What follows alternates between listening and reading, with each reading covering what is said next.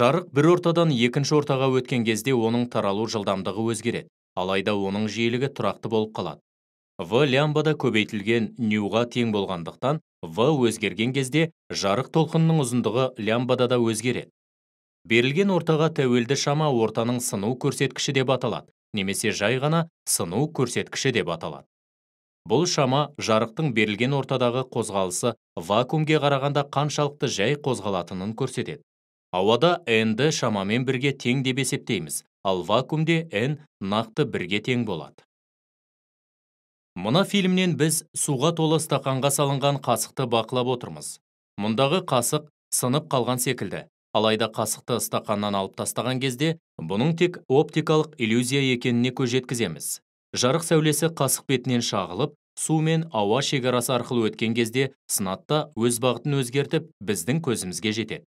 Сондықтан да ол бізге басқа нүктеден келген секілді болады. Бұл иллюзияға себеп болған жарықтың сыну құбылысы.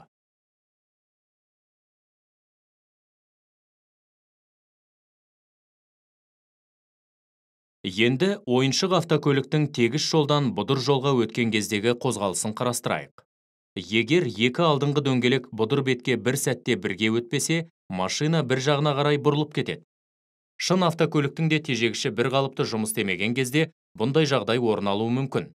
Сондықтан да тежегішті басқан кезде автомобиль бір жаққа қарай ауып кетуі мүмкін. Екі жағдайда орын алатын ауытқудың себебін түсінген шығарсыздар. Ол беттің түрлілігінен туындайтын жылдамдықтың өзгерісі. Жарық сәулесі мөлдір тақтаға түскен кезде оның бір бөлігі шағылады, ал қалғаны тақтадан өтіп сынады. Сынған сәуле тақта арқылы өтіп, шағылған сәуленің басқа қалған бөлігі тақтаның екінші бетіне келіп, одан шығып кетеді. Шыққан сәуле тақтаға түскен сәулеге параллель бағытта жылжиды. Тақтаға сәуленің түсу бұрышы ұлғайған сайын жылжытылу ұлғаяды.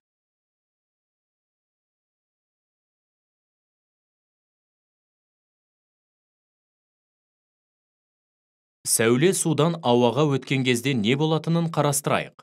Лазерлі сәуле ортаның төменгі бетінен өткенде, ол судың бетіне перпендикуляр бағытта түсіп, бағытын өзгертпей судан өтеді. Түсу бұрышын ұлғайтқан кезде, сыну бұрышы да ұлғаяды. Себебі бұл жағдайда сыну бұрышы әрдайым түсу бұрышынан үлкен болады, және сыну бұрышы 90 градусқа жетеді. Түсу бұрышын ұлғайтқанның өзінде сыну бұрышы одан әрі ұлғаймайды. Екі беттің айырығында түсу бұрышы сыну бұрышына сәйкес 90 градусқа тең болған жағдайды ортаның шектік бұрышы дейді. Бетта бұрышы 90 градусқа тең болғанда шектік бұрыш альфа пайда болады. Синус 90 градус бірге тең болғандықтан, синус альфаның синус беттаға қатынасы синус шектік альфаны бірге бөлгенге тең. Ол n2-нің n1-ге қатынасына тең. Екінші орта ауа немесе вакуум болғанда, синус шектік альфа 1 бөлінген n1-ге тең.